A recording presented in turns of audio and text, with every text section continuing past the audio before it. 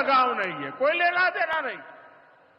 साथियों, कुछ दिन पहले दिल्ली में नीति आयोग की गवर्निंग काउंसिल की बहुत महत्वपूर्ण बैठक हुई। ये एक अहम मंच होता है जहां देश भर के मुख्यमंत्री मिलकर विकास पर चर्चा करते हैं। लेकिन अफसोस की बात है कि इस बार बंगाल सरकार इस बैठक में मौजूद ही नहीं रही। दूसरे गैर भाजपा शासित राज्य आए, सभी दल के नेता आए, हमने साथ बैठकर चर्चा की, लेकिन टीएमसी को तो सिर्फ और सिर्फ 24 घंटा पॉलिटिक्स करना है और कुछ करना ही नहीं है। पश्चिम बंगाल का विकास, देश की प्रगति उनकी प्राथमिकता में है ही नहीं। साथियों, केंद्र सरकार की जिन योजनाओं को यहां लागू किया भी गया है, उनको पूरा नहीं किया जा रहा। पीएम ग्राम सड़क योजना के तहत पश्चिम बंगाल के गांवों के लिए 4000 किलोमीटर की सड़कें स्वीकृत की गई। इनको पिछले साल तक पूरा हो जाना था। 4000 किलोमीटर तो छोड़िए, यहां 400 किलोमीटर सड़कें भी नहीं बन पाई है। साथियों, इंफ्रास्ट्रक्चर के काम से सुविधाएं भी बनती है और रोजगार भी बनते हैं। लेकिन हालत ये है कि पश्चिम बंगाल में 16 बड़े इंफ्रास्ट्रक्चर प्रोजेक्ट यहां की सरकार अटकाए हुए है। ये 90,000 करोड़ रुपए से अधिक के प्रोजेक्ट हैं। कहीं रेल लाइन आनी थी, रुकी पड़ी है। कहीं मेट्रो बननी थी, रुकी पड़ी है। कहीं हाईवे बनना था, बंद पड़ा है। कहीं अस्पताल बनना था, कोई पूछने वाला नहीं। ऐसे प्रोजेक्ट्स को ये टीएमसी ने लटका करके रखा है। ये पश्चिम बंगाल के आप लोगों के साथ बहुत बड़ा धोखा है। साथियों, आज जब सिंदूर खेला की इस धरती पर आया हूं, तो आतंकवाद को लेकर भारत के नए संकल्प की चर्चा स्वाभाविक है। 22 अप्रैल को पहलगाम में, जम्मू कश्मीर में आतंकियों ने जो बर्बरता की, उसके बाद पश्चिम बंगाल में भी बहुत गुस्सा था। आपके भीतर जो आक्रोश था, आपका जो गुस्सा था, उसको मैं भली भांति समझता था। आतंकवादियों ने हमारी बहनों का सिंदूर मिटाने का दुस्साहस किया। हमारी सेना ने उनको सिंदूर की शक्ति का एहसास करा दिया।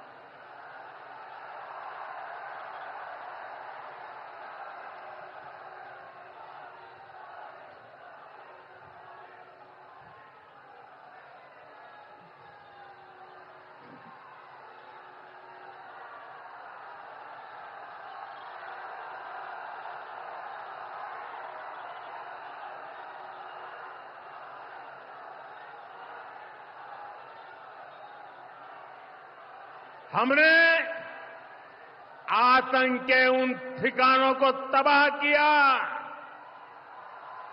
जिनकी पाकिस्तान ने कल्पना तक नहीं की थी। साथियों, आतंक को पालने वाले पाकिस्तान के पास दुनिया को देने के लिए कुछ भी पॉजिटिव नहीं है। जब से वो अस्तित्व में आए हैं तब से ही उसने सिर्फ आतंक को पाला है। 1947 में बंटवारे के बाद से ही उसने भारत पर आतंकी हमला किया। कुछ सालों के बाद उसने यहां पड़ोस में आज के बांग्लादेश में जो आतंक फैलाया, पाकिस्तान की सेनाओं ने जिस प्रकार बांग्लादेश में रेप किए, मर्डर किए, वो कोई भूल नहीं सकता। आतंक और नरसंहार ये पाकिस्तानी सेना की सबसे बड़ी एक्सपर्टाइज है। जब सीधा युद्ध लड़ा जाता है तो उसकी हार तय होती है, उसका पराजय निश्चित होता है, उसको मुंह की खानी पड़ती है। यही कारण है कि पाकिस्तान की सेना आतंकियों का सहारा लेती है। लेकिन पहलगाम हमले के बाद अब भारत ने दुनिया को बता दिया है, भारत अब आतंकी हमला हुआ, भारत पर आतंकी हमला हुआ तो दुश्मन को उसकी बड़ी कीमत चुकानी पड़ेगी।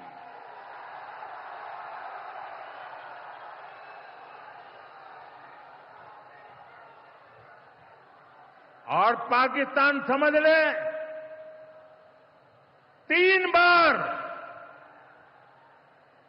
घर में घुस करके मारा है तुम्हें।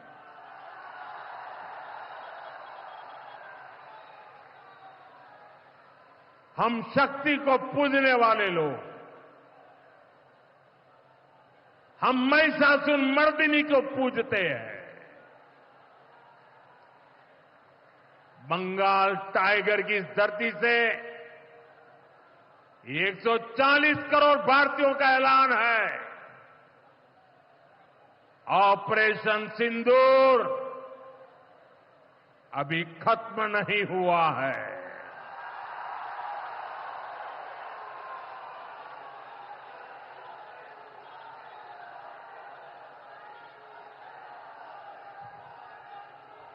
साथियों, पश्चिम बंगाल को अब हिंसा की, तुष्टीकरण की, दंगों की, महिला अत्याचार की, घोटालों की राजनीति से मुक्ति चाहिए।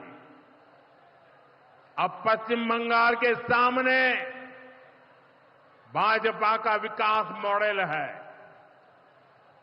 आज भाजपा देश के कई राज्यों में सरकारें चला रही है। देश के लोग बार बार भाजपा को अवसर दे रहे हैं। पड़ोस में असम हो, त्रिपुरा हो या फिर ओडिशा, यहां भाजपा सरकारें तेजी से विकास कार्यों में जुटी है। मैं बंगाल के सभी भाजपा कार्यकर्ता साथियों से कहूंगा, हमें कमर कसकर तैयार रहना है।